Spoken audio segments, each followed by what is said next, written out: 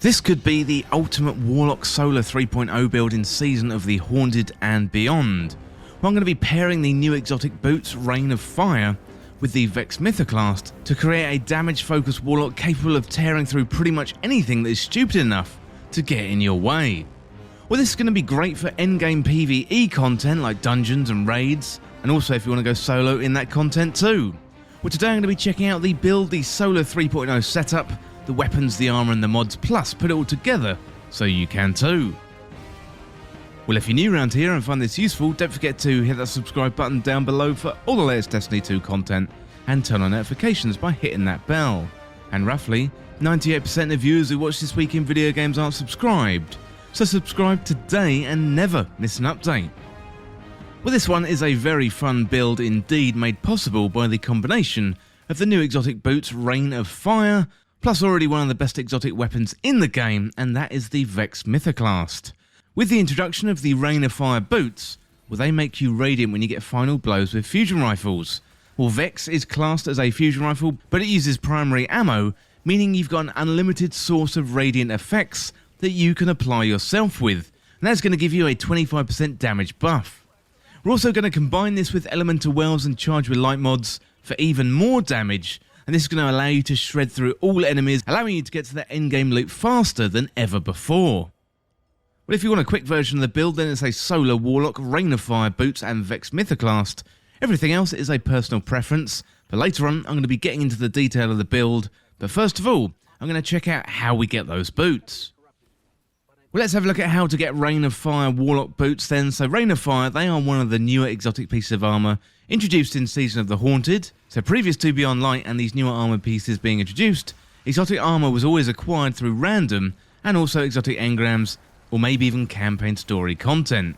Well, now you've got a way to target farm exotic armour through Legend and Master Lost sectors.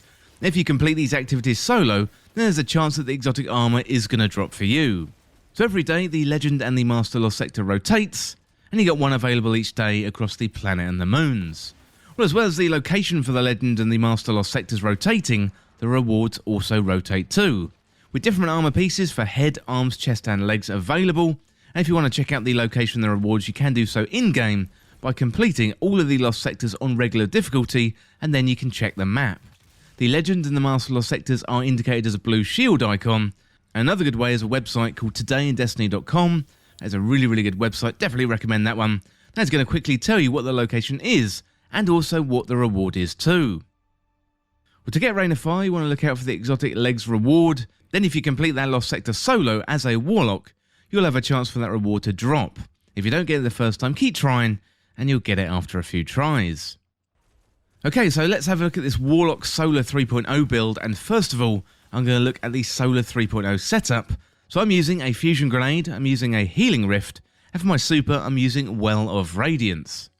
For my aspects, I'm using Touch of Flame, so your healing, Solar, Firebolt and Fusion Grenades have enhanced functionality. So here I'm using Fusion Grenades, so let's have a look at that. The Fusion Grenades explode twice.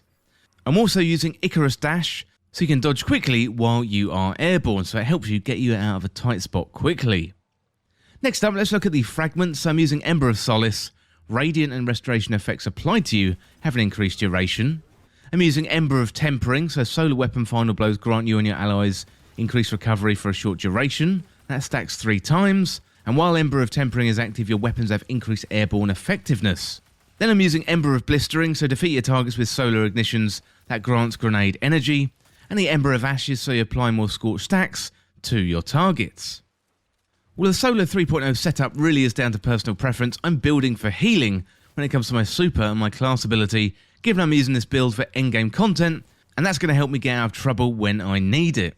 Ember of Solace is really good because it's made my radiant effect last longer, meaning more of that 25% damage buff from the radiant effects, granted by a combination of the Vex Mythoclast and the exotic boots.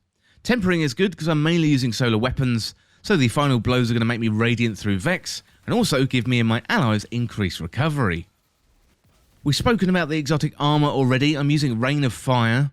Let's have a look at the perk though. So Soaring Fusilier. Air dodge reloads all your weapons and improves the airborne effectiveness of fusion rifles and linear fusion rifles. And also, final blows with these weapons make you radiant, and really that is the key. So the perk on the boots is great given we're going to be using the Vex Mythoclast as our main weapon. As I say, that uses primary ammo, meaning you've got infinite shots.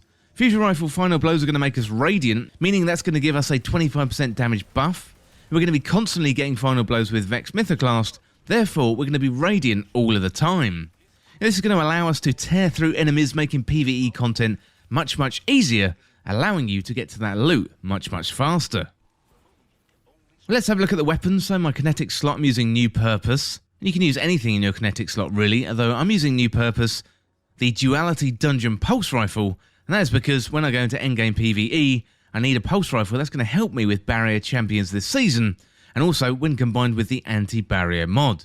If you're not looking to kill champions, basically you can use anything that you like here. In the energy slot, I'm using Vex Mythoclast. This one comes with Timeless Mythoclast, so the weapon fires full auto when it's in default firing mode. Then you got the Temporal Unlimiter, so defeating your targets builds stacks of overcharge. Swap the firing mode with fully overcharged, and in the alternate firing mode, hold the trigger to charge up and fire a more powerful linear fusion rifle shot. You can get this one from the Vaulted Glass raid, from the boss at the end. Be aware though, it is a super rare drop. In the power slot, I'm using Threaded Needle. This is a great linear fusion rifle, plus mine's got a Vorpal weapon, and this is going to work really well with the Soaring Fusilier on our boots, making us radiant and helping give us that 25% damage increase. Finally then, let's have a look at the mods. So I'm using a combination of Elemental Well and Charge with Light mods here. What we're doing is supercharging our damage output, which is already decent because of our radiant effect. Well, let's have a look at the mods then. So Elemental Ordnance, defeating a combatant with grenade spawns an Elemental Well that matches your subclass energy type. And then Elemental Armament, so combatant weapon final blows with the damage type that matches your subclass element have an escalating chance to spawn an Elemental Well. Then I'm using Font of Might, so picking up an Elemental Well that matches your subclass energy grants a temporary bonus to weapon damage of that same element type. And then I'm using Quick Charge, so become Charge with Light by rapidly defeating combatants with fusion rifles or shotguns. And then High Energy Fire, so while Charge with Light gain a bonus to weapon damage, and each defeated combatant consumes one stack of Charge with Light. Well, High Energy Fire is going to give you a 20% damage buff, and then being Radiant is going to give you a 25% damage buff, and Radiant and High Energy Fire stack, plus you've also got Font of Might in there too, meaning your damage output is going to melt anything that gets in your way. Well, let me know in the comments what you think of the build, and if you've got any improvements, share them down there with the community. Well, that is it for this Reign of Fire Warlock Solar 3.0 build in Destiny 2, and as always, thank you so much for watching or listening. For more Destiny 2 content like this, hit that subscribe button down below and subscribe to This Week in Video Games. Or you can check me out on Twitter at TWIVG Podcast. If you enjoyed this video, found it useful, liking and sharing the video would really help me out. Otherwise, check out the other videos on the channel. Well, thanks again. I'll see you soon.